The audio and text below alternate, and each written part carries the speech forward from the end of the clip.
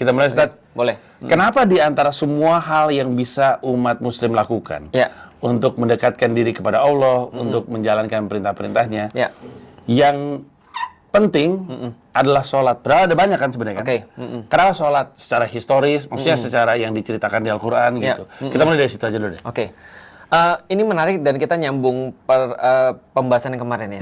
Bahwasanya kita pembahasan yang kemarin juga berhenti pada kenapa sih sholat itu yang pertama. Tapi kita perlu lihat dulu dalam sejarah, ternyata sholat ini adalah bukan kewajiban pertama yang diberikan oleh Allah. Sholat bukan kewajiban pertama? Bukan. Secara sejarah, sholat itu baru diwajibkan setelah 12 tahun perjalanan Islam diturunkan pada Rasulullah Muhammad. Wow. Berarti selama 12 tahun itu nggak ada kewajiban sholat. Wow, terus udah gitu bagaimana cara berkomunikasinya? Nah, cara berkomunikasinya adalah yang waktu itu dilakukan oleh Rasulullah adalah Rasul mengajarkan tahajud sebagai bagian daripada sholat-sholat yang pertama yang diajarkan kepada umat muslim. Wow, tahajud dulu. Tahajud dulu. Dan juga dalam sebenarnya sholat itu bukan sesuatu yang asing di dalam praktek agama-agama termasuk agama Yahudi dan termasuk agama Nasrani pada saat itu. Makanya kita lihat sekarang ada beberapa Nasrani, kalau nggak salah Nasrani Armenia kalau nggak salah, mereka melakukan sholat persis kayak orang-orang Muslim melakukan sholat. Oh ya? Iya, jadi ada rukuknya, ada sujudnya, ada berdirinya dan seterusnya. Dan sebenarnya praktik sholat ini juga dilakukan oleh orang Yahudi sebenarnya. Cuma mereka sholatnya beda dengan sholat kita. Makanya nanti ke belakang setelah diwajibkan Rasul minta sholatlah seperti melihat aku sholat. Sholatlah seperti melihat aku sholat. Peristiwa yang sangat momentual pada saat itu adalah ketika Isra Mi'raj. Di situ Rasulullah menerima perintah sholat, diwajibkan sholat. Berarti sebelum itu, berarti tidak ada kewajiban sholat. Artinya, sebenarnya kita udah bahas dari episode pertama, kalau teman-teman belum, nanti silakan lihat, bahwasanya yang pertama kali diwajibkan di dalam Islam itu bukan sholat, tapi memahami syahadat dengan benar. Dan ini senantiasa konsisten misalnya di dalam Islam. Misalnya ketika satu waktu Mu'adz bin Jabal itu diminta sama Rasulullah untuk pergi ke Yaman. Lalu kemudian dia katakan, aku harus ngapain ya Rasulullah? Maka kata Rasulullah, buatlah manusia untuk beriman pada Allah. Setelah itu apa ya Rasulullah? Setelah itu minta mereka tegakkan sholat. Artinya koneksi yang pertama adalah beriman, koneksi yang kedua baru sholat. Tapi masuk akal. Masuk akal. Percaya dan beriman dulu kan, baru kemudian Kemarin aku lihat komentar-komentar bagus dan Mas Panji juga bilang gini, sholat ini kan kayak kita orang pacaran tuh kan kayak ini ya, kayak kita ngapel ya. Padahal sederhana. Pertanyaannya ya, mungkin nggak kita pacaran tanpa ngapel? Mungkin. Tapi agak awkward. Karena pasti kita mencari, pertama kita sendiri pasti craving untuk mau ngelihat dia, dengar suara dia dan segala macam.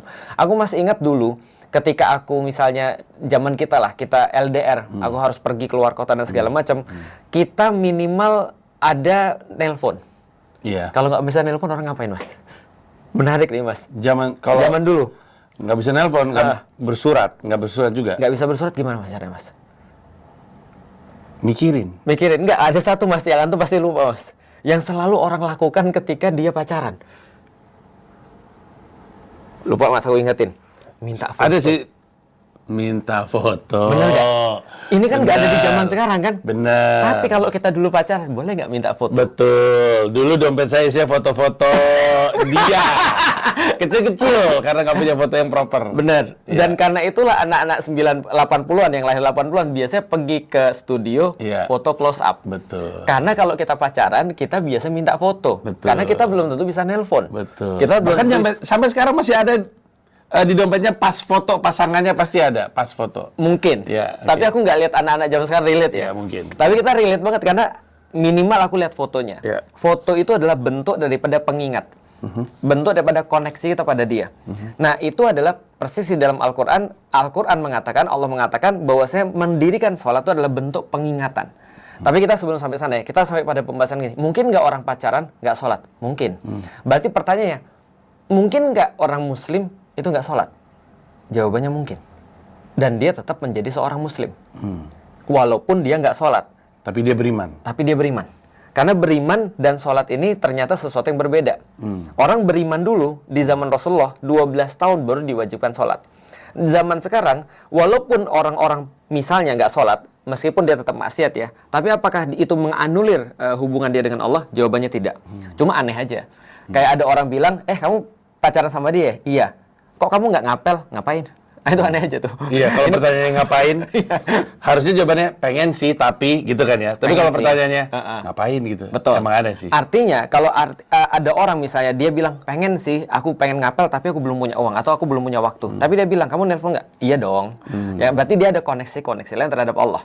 Nah tapi pertanyaannya di antara koneksi ini, misalnya kalau seseorang mencintai seseorang yang lain, koneksi apa yang paling bagus? Koneksi yang paling bagus tentunya adalah apa yang kita mau terhadap pasangan kita atau apa yang pasangan kita mau terhadap kita. Dalam kasus seorang laki-laki misalnya mencintai seseorang wanita, dia akan nanya, kamu paling enak diapain sih misalnya? Apakah aku datang ke sana langsung? Ataukah aku telepon? Ataukah lebih baik saat ini seperti apa? Nah, seorang muslim juga sama. Ketika dia sudah punya koneksi terhadap Allah, maka Allah bilang, koneksi terbaik kamu dengan aku, mengingat aku yang terbaik adalah dengan sholat.